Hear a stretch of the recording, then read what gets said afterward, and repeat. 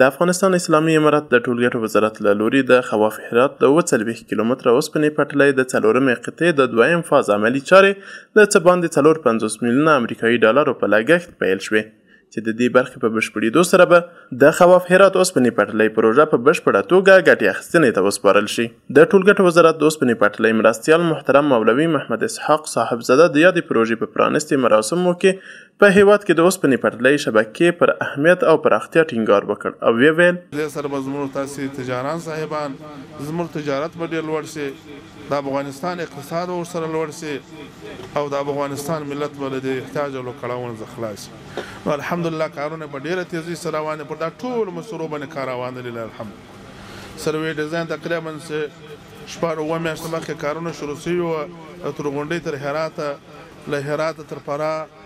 او له فراه تر نیمروزه زرنجه چې داسې له چابهار سره وصلېږي او بیا داسې تر هلمنده تر کندهاره تر سپین بولدکه په ټولو مسرو سروې ډیزاین روان ده. په دا یوه نیمه دوه میاشتو کې انشاءالله سروې ډیزاین پای ته ورسېږي او که خدای کولی شي به د ساختمان کار شروع شي. دغه راز د هرات والي محترم شیخ مولانا اسلام جار وویل چې د خواف هرات اوسپنې پټلۍ په څیر پروژو سره به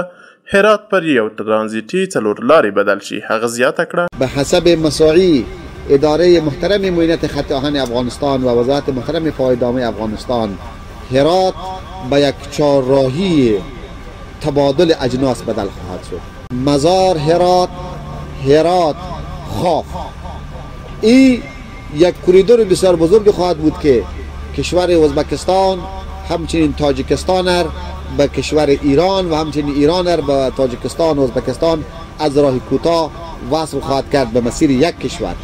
د پرانستې پروژې د مدیر په وینا دا پروژه په دریو ساحو کې عملي کیږي او ټول ټال 40 کیلومتره اوږدوالی لري. د پروژې لاره له دې سرخ سیمې څخه پیلیږي او تر هرات صنعتي ښارګوټي پورې غځېږي چې په 24 کاري میاشتو کې به یې چارې بشپړې شي. باید ویل شي چې د خواف هرات اوسپنې پټلۍ په بشپړېدو سره به